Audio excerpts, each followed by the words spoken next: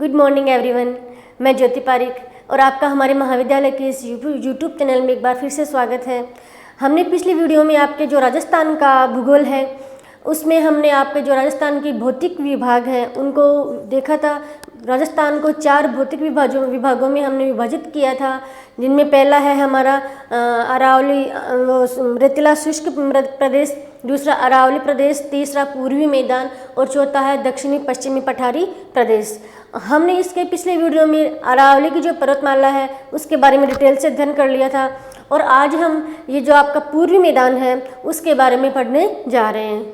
तो देखिए, आपका ये जो पूर्वी मैदान है, उत्तर पूर्वी जो मैदान है, इसका निर्माण हम देखते हैं तो जी इसका निर्माण राजस्थान की जो बड़ी बड़ी नदियां हैं जैसे माही, चंबल, बनास, बाणगंगा और इनके अलावा जो और भी छोटी छोटी नदियां हैं, इन सभी नदियों के द्वारा मिलाकर जो जलोढ़ मृदा बहाकर लाई गई है उस मृदा के द्वारा इस उत्तर पूर्वी मैदान का निर्माण किया गया है। क्योंकि ये जो मैदान है वो सभी प्राकृतिक स्थलों से सबसे उपजाऊ मैदान है, क्योंकि आपको पता है कि ये जो नदियों के द्वारा बनाया गया जो मैदान है वो इस उपजाऊ इसलिए है कि इसमें जलोढ़ मृदा का निर्माण है, जलोढ़ मृदा इसमें बिछी हुई है और जो जलोढ़ मृदा है वो सबसे उपजाऊ मृदा है। इसीलिए यहाँ पे ये जो पूर्वी मैदान है, इसी मैदान में जलोढ़ मृदा के बिछाव के कारण ही राजस्थान की सबसे अधिक जनसंख्या इसी क्षेत्र में निवास करती है। और आगे हम देखते हैं कि इसका जो क्षेत्रफल है, मतलब ये कौन कौन से जिलों में फैला हुआ है, तो देखते हैं हम अलवर, भरतपुर, धौलपुर, करौली, इसके अलावा उत्तरी सवाई माधोपुर, फिर पश्चिमी पूर्वी जयपुर, आज पूर्वी अजमेर, मतलब इस क्षेत्र में आपका ये जो उत्तर राजस्थान का उत्तरी और पूर्वी जो क्षेत्र है इस पूरे क्षेत्र में ये मैदान फैला हुआ है। अब आइए हम इसके कुछ पॉइंट्स देखते हैं। तो देखिए, पहले हम पहला पॉइंट देखते हैं इसका निर्माण। इसका निर्माण कैसे हुआ है, तो मैंने बताया है कि नदियों के द्वारा बहाकर लाई गई जो जलोढ़ मृदा है उस मृदा से ही इस मैदान का निर्माण हुआ है। तो नदियों द्वारा जमा की गई जलोढ़ मृदा, नदियों द्वारा जमा की गई जलोढ़ मृदा से इसका निर्माण किया गया है और जलोढ़ मृदा के निर्माण के कारण ही यह सबसे अधिक उपजाऊ मैदान माना जाता है। ठीक है, आगे हम देखते हैं इसमें कौन सी मिट्टी पाई जाती है, तो कौन सी है, दोमट,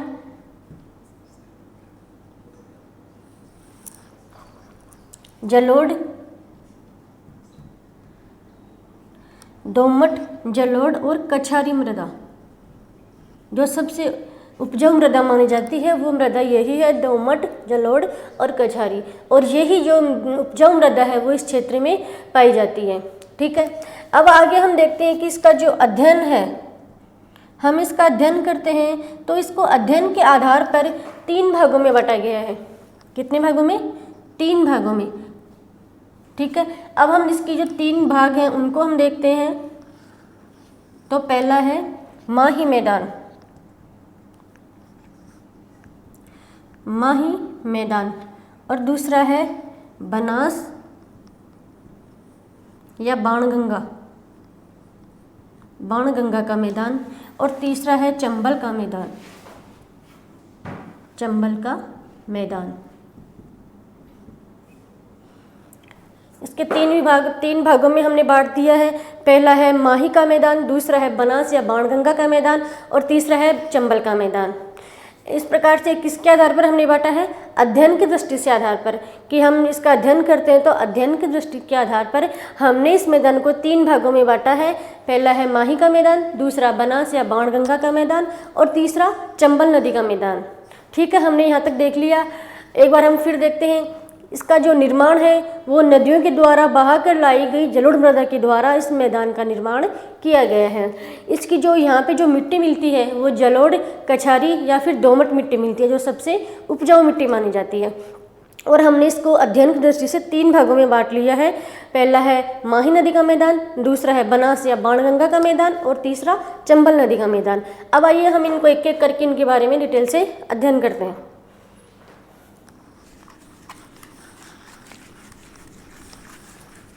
तो हमारा पहला है माही नदी का मैदान।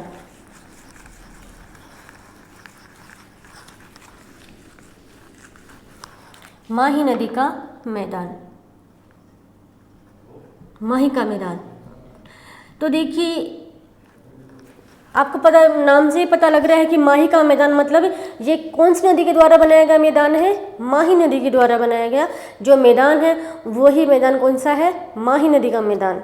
तो हम देखते हैं कि जो माही नदी है वो मध्य प्रदेश से निकलती है और राजस्थान में बांसवाड़ा के निकट प्रवेश करती है, और राजस्थान में बांसवाड़ा, डूंगरपुर और प्रतापगढ़, वो चित्तौड़गढ़, इन जिलों में बहती हुई ये वापस गुजरात में चली जाती है।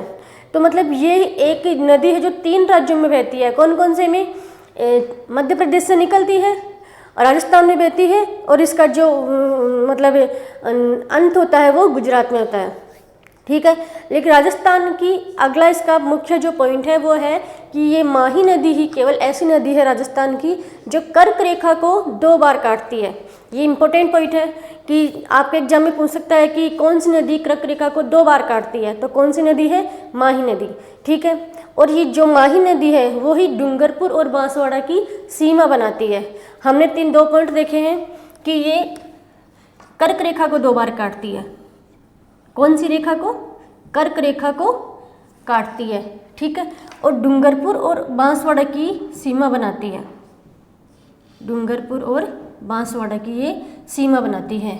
और कितने राज्यों में बहती है? 3 राज्यों में। कौन कौन से? मध्य प्रदेश, राजस्थान और गुजरात। ठीक है, अब हम इसके आगे देखते हैं कि ये जो माही का जो मैदान है, माही नदी के द्वारा बनाया गया जो मैदान है, उस मैदान का एक अन्य नाम भी है। कौन सा? बांगड़। बांगड़ या छप्पन का मैदान। छप्पन का मैदान। ठीक है, अब एक देखिए, एक तो है छप्पन का मैदान। ठीक है, और हमने कल ही देखा था छप्पन की पहाड़ियाँ।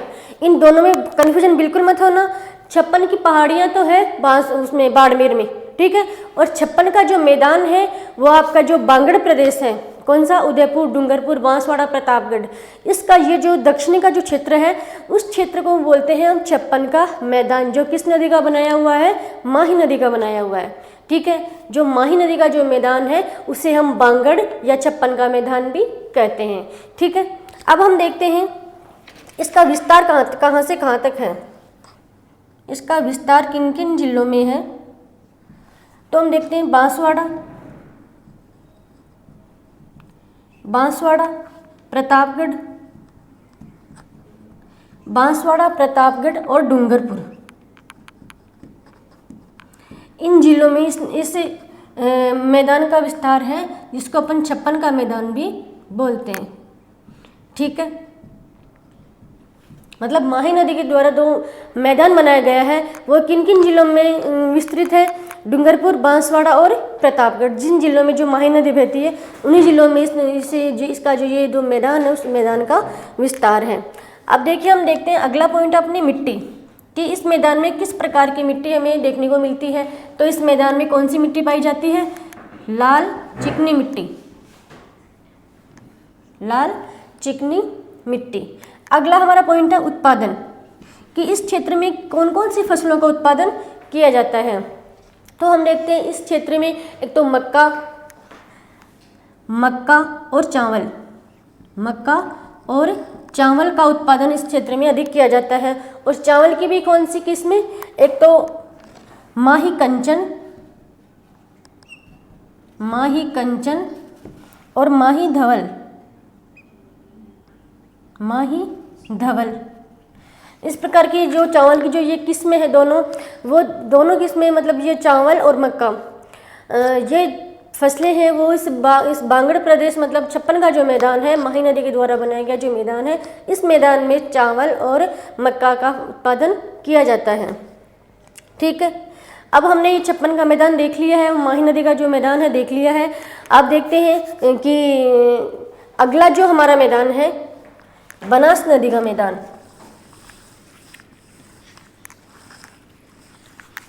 अभी हम इसके बारे में एक बार फिर से रिवाइज करते हैं माही नदी के मैदान के बारे में, कि माही नदी है वो मध्य प्रदेश से निकलती है, राजस्थान में डूंगरपुर के निकट प्रवेश करती है और इसका जो उद्गम वो अंत होता है वो गुजरात में होता है। और ये ही एकमात्र नदी है राजस्थान की जो कर्क रेखा को 2 बार काटती है, डूंगरपुर और बांसवाड़ा की ये सीमा बनाती है। ठीक है, और इसका जो मैदान है उस मैदान का एक अन्य नाम है छप्पन का मैदान। लेकिन छप्पन का मैदान है वो तो है बांगड़ प्रदेश, मतलब डूंगरपुर, उदयपुर, डूंगरपुर, बांसवाड़ा, प्रतापगढ़, चित्तौड़गढ़, जो आपका ये बांगड़ प्रदेश है उसको हम छप्पन का मैदान बोलते हैं। और छप्पन की पहाड़ियाँ हम बोलते हैं, बाड़मेर में जो छप्पन की पहाड़ियाँ हैं वो है छप्पन की पहाड़ी, वो अलग है, वो छप्पन की पहाड़ियाँ हैं जो बाड़मेर में है, और ये है हमारा छप्पन का मैदान। इसको हम बांगड़ का मैदान भी बोलते हैं। इसमें लाल चिकनी मिट्टी पाई जाती है और यहाँ पे चावल और मक्का का उत्पादन किया जाता है।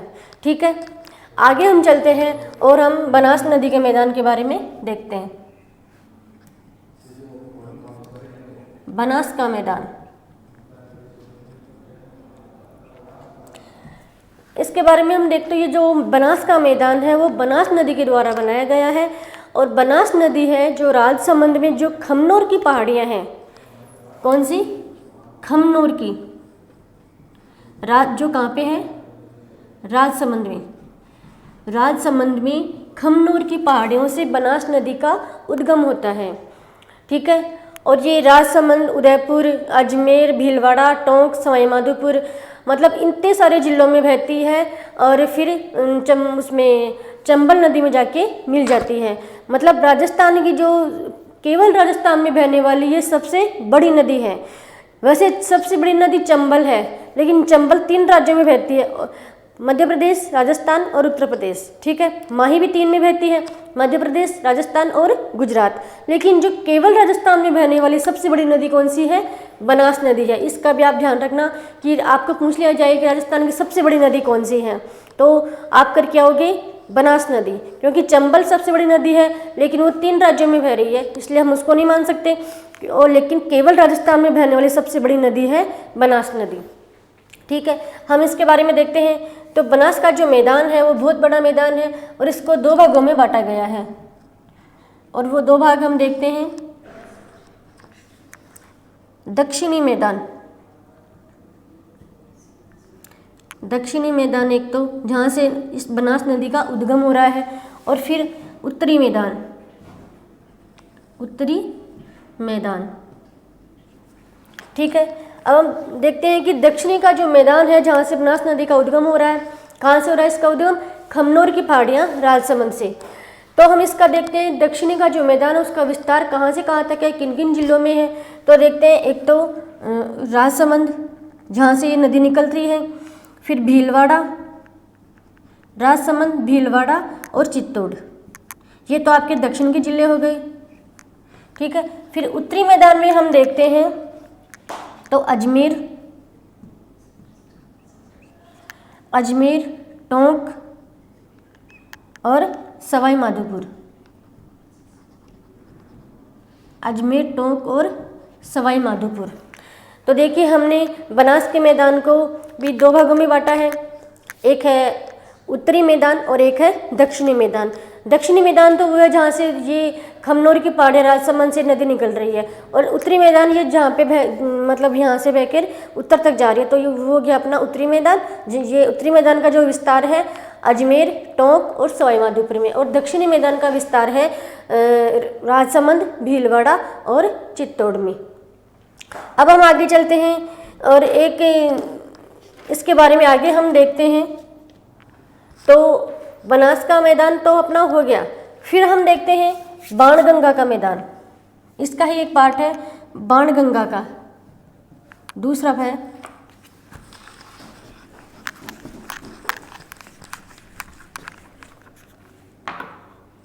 बाणगंगा का मैदान। बाणगंगा, अब मैंने कल ही आपको बताया था कि बाणगंगा जो नदी है वो कहाँ से निकलती है? जयपुर में जो बैराट की पहाड़ियाँ हैं मैंने कल अरावली के बारे में बताया था, और अरावली की जो इम्पोर्टेंट जो पहाड़ियाँ हैं जहाँ से नदियाँ भी निकलती हैं, उन पहाड़ियों के बारे में भी मैंने बताया था। तो जिनमें थी एक बैराट की पहाड़ी जो जयपुर में थी, और वहाँ से कौन सी नदी निकलती है, बाणगंगा नदी। और आज हम इस नदी के बारे में ही पढ़ रहे हैं। ये जो बाणगंगा नदी है वो जयपुर की बैराट की पहाड़ियों से निकलती है, और इसका जो विस्तार है वो जयपुर, दौसा और भरतपुर। ठीक है, इस नदी का विस्तार किन किन जिलों में है, जयपुर, दौसा और भरतपुर। और ये नदी निकल रही कहाँ से है, मतलब इसका जो उद्गम है वो कहाँ पे है, बैराट की पहाड़ियाँ। बैराट पहाड़ियाँ जो कहाँ है, जयपुर में, जयपुर में। ठीक है, और इसकी जो इस मैदान में जो मिट्टी पाई जाती है वो है जलोढ़ मृदा, जलोढ़ मृदा। तो ये आपका बाणगंगा का मैदान हो गया। ये जो बाणगंगा नदी है वो बैराट की पहाड़ियों से निकलती है, और जयपुर, दौसा और भरतपुर इन जिलों में बहती है, और यहाँ पे जो मिट्टी पाई जाती है वो है जलोढ़ मृदा। अब आगे हम देखते हैं चंबल का मैदान।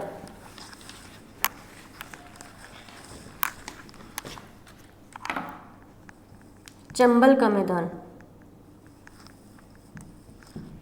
अब मैंने चंबल नदी के बारे में भी आपको पहले बताया है कि जो चंबल नदी है वो मध्य प्रदेश की जो जानापावा की पहाड़ियाँ हैं वहाँ से निकलती है।